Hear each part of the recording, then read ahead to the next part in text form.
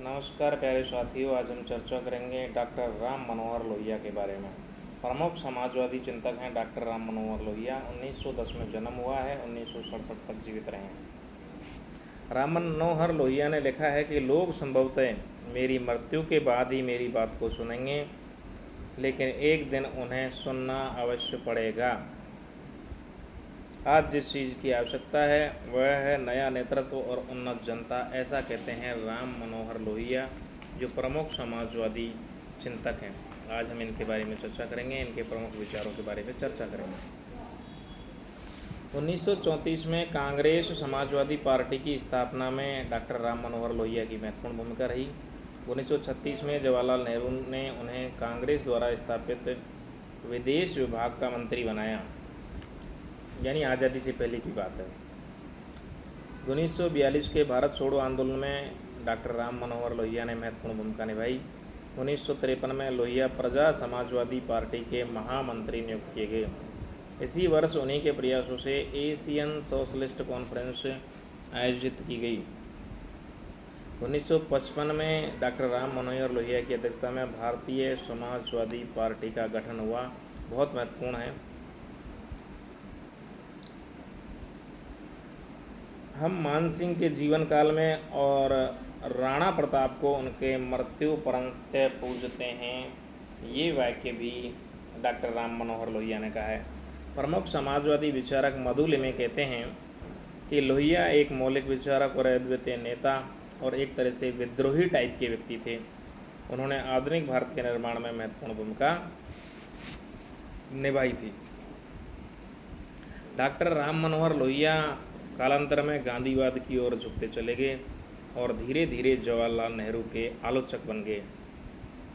नेहरू के समाजवाद को वे ढकोसला कहने लगे, यानी राम मनोहर लोहिया गांधीवादी हैं, लेकिन शुरू में नेहरू जी के साथ रहे और बाद में नेहरू जी के आलोचक बन गए।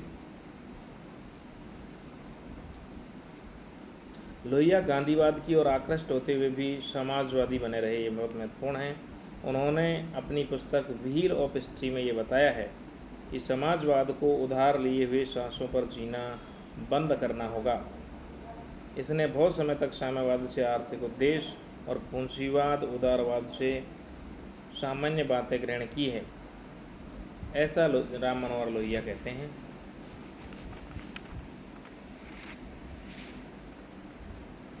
लोहिया का विश्वास था कि इतिहास में जाति और वर्गों का संघर्ष देखने को मिलता है। जातियों की विशेषता यह होती है कि उनका रूप सुनिश्चित होता है, इसके विपरीत वर्गों की आंतरिक रचना शिथिल हुआ करती है। वर्ग और जाति के बीच घड़ी के दोलक की सी आंतरिक क्रिया होती रहती है और यही दोलन क्रिया इतिहास को गति प्रदान करती है। जातियाँ गतिहीनता, निष्क्रियता तथा रूढ़िगत अधिकारों की पुरातनवादी शक्तियों का प्रतिनिधित्व करती है। वर्ग सामाजिक गतिशीलता की प्रचंड शक्तियों के प्रतिनिधि होते हैं। लोहिया के अनुसार अब तक का मानव इतिहास जातियों एवं वर्गों के बीच आंतरिक गति का इतिहास है। जातियां शिथिल होकर वर्गों में परिणत हो रही हैं और वर्ग संगठित होकर जातियों का रूप धारण कर रहे हैं। ये जाति और वर्ग पर डॉक्टर राम मनोहर लोहिया की बहुत महत्वपूर्ण टिप्पणी है। लोहिया विकेंद्रीकरण के प्रबल पक्षधर हैं। भारतीय संदर्भ में लोहिया समाजवाद लाना चाहते हैं। उनके मस्तिष्क में हमेशा छोटे किसान, श्रमिक, बंधुआ मजदूर, गरीब लोगों की खुशहाली का विचार सर्वोपरि है। लोहिया बड़ी मशीनों और तीव्र औद्योगिकरण के स्थान पर गृह उद्योग, छोटी मशीन, सहकारी श्रम और ग्राम स्वशासन पर बहुत ज़्यादा जोर देते हैं।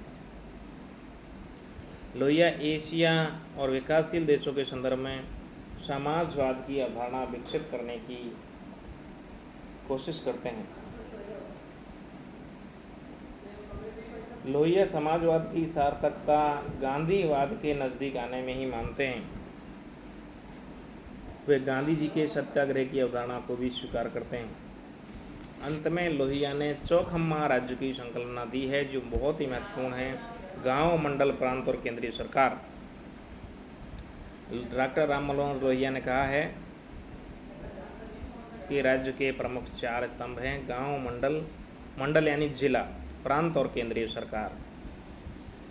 लोहिया जिलाधीश के पद को समाप्त करने के पक्ष हैं, यानी जिला कलेक्टर के पद को समाप्त करने के पक्ष में हैं डॉक्टर राम मनोहर लोहिया।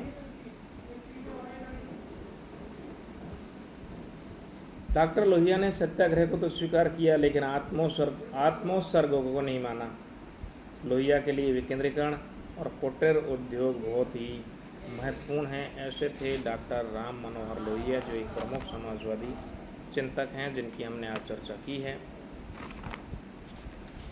अगले वीडियो में हम विद्यार्थियों से अगले भारतीय राजनीतिक विचारकों के बारे में चर्चा करेंगे। पिछले एक सप्ताह से हम प्रमुख भारतीय राजनीतिक विचारकों की चर्चा कर रहे थे। मनु शुक्र कौटिल्य जो प्राचीन विचारक थे, उसके बाद में हमने नवीन विचारकों की भी चर्चा की है, जैसे अरविंद घोष, राजा राम मोहन राय, दयानंद सरस्वती, जयप्रकाश नारायण, और आज हमने चर्चा की है डॉक्टर राम मनोहर लोहिया। शुक्रिया, धन्यवाद।